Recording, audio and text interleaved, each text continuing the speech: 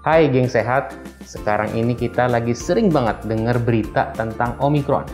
Sebetulnya apa sih itu varian Omikron dan apa bahayanya? Bersama saya, Dr. Dirga Saktirambe, spesialis penyakit dalam, kita akan membahasnya. Jangan lupa untuk subscribe dan tekan tombol lonceng.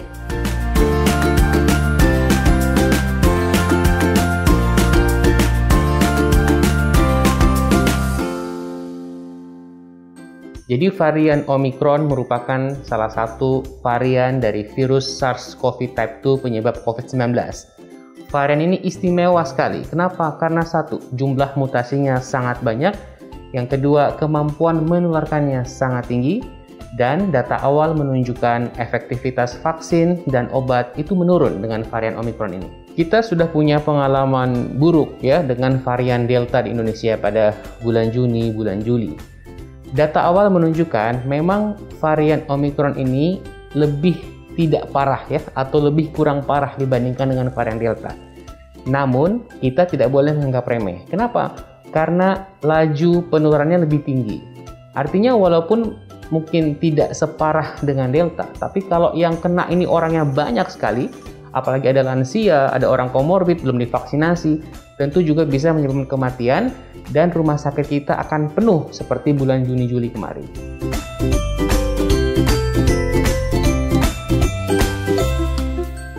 Mutasi virus akan melahirkan berbagai macam varian. Namun tidak semua varian ini berbahaya. Ada beberapa varian yang mendapatkan perhatian secara khusus. Ada Alpha, ada Delta, dan sekarang kita mengenal Omikron. Sangat mungkin setelah Omikron ini akan muncul berbagai varian virus yang baru lagi. Karena memang secara alamiah virus itu akan terus bermutasi. Oleh karena itu, kita tidak boleh menurunkan kewaspadaan. Tetap menerapkan protokol kesehatan secara disiplin dan vaksinasi lengkap.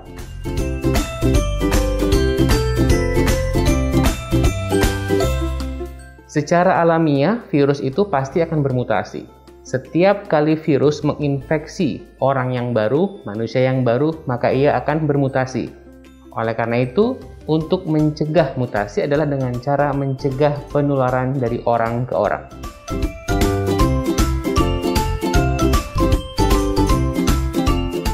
Varian Omikron pertama kali terdeteksi di negara Afrika Selatan, kemudian dengan cepat menyebar ke berbagai belahan dunia, dan saat ini banyak sekali negara termasuk Indonesia yang telah melaporkan kasus Omikron.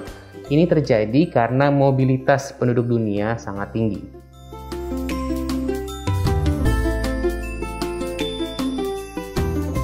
Karena mayoritas kasus Omikron ini berasal dari luar negeri, maka yang pertama kita harus betul-betul memperketat kedatangan orang-orang dari luar negeri. Satu.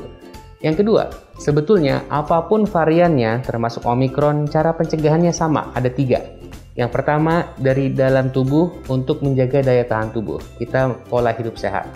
Yang kedua, disiplin menerapkan protokol kesehatan, terutama menggunakan masker. Dan yang ketiga, vaksinasi lengkap agar kita mendapatkan perlindungan ekstra.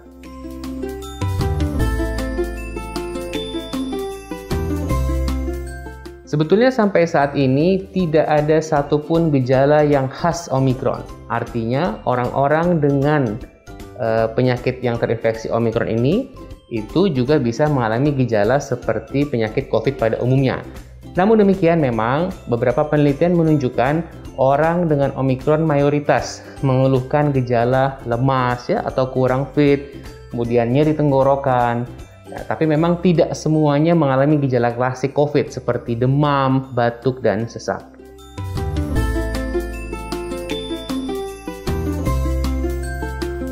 Jadi orang yang pernah mengalami sakit COVID-19 itu bisa mengalami sakit lagi, infeksi lagi, disebut sebagai reinfeksi. Nah, dengan Omikron ini, ternyata penelitian menunjukkan kemungkinan orang yang pernah sakit COVID untuk mengalami sakit COVID kembali yang kedua kalinya itu lebih tinggi risikonya dengan varian Omikron.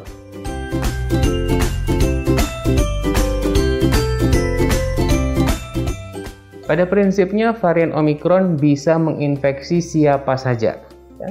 Tapi memang ada yang disebut dengan kelompok yang rentan. Artinya, kalau mereka ini kena varian Omikron, maka risiko untuk mengalami COVID yang berat lebih tinggi. Siapa itu? 1. Orang-orang lansia di atas 60 tahun. Yang kedua, orang dengan berbagai penyakit komorbid, sakit gula, sakit jantung, sakit ginjal. Yang ketiga, orang-orang yang belum divaksinasi termasuk anak-anak.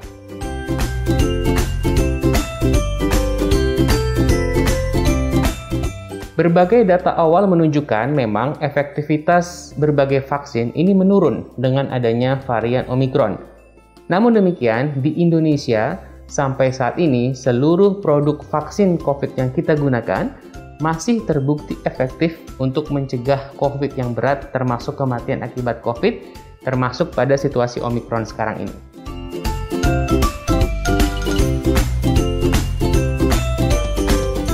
Kita sudah menjalani pandemi selama 2 tahun. Mungkin kita semua sekarang merasa lelah, disiplin untuk protokol kesehatan menjadi longgar. Nah, ini kita harus saling mengingatkan, karena bagaimanapun pandemi belum usai. Sekarang memang situasi pandemi sedang relatif terkendali di Indonesia. Namun kita menghadapi ancaman Omikron. Oleh karena itu kita harus saling mengingatkan ya. Tadi 2 hal. 1, disiplin protokol kesehatan, terutama masker. Dan yang kedua, vaksinasi lengkap.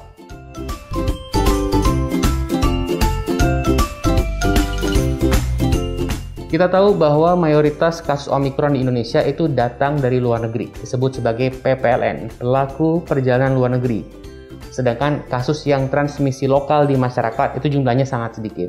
Oleh karena itu memang kita harus mengetatkan kedatangan. Artinya orang-orang yang dari luar negeri mesti kita karantina ya, dan kita harus memastikan mereka patuh untuk aturan karantina tersebut. Demikian pembahasan kita tentang varian Omikron. Kesimpulannya, kita tidak boleh menganggap remeh varian Omikron ini, tetap disiplin protokol kesehatan dan vaksinasi. Silakan share ke teman-teman yang lain agar lebih bermanfaat.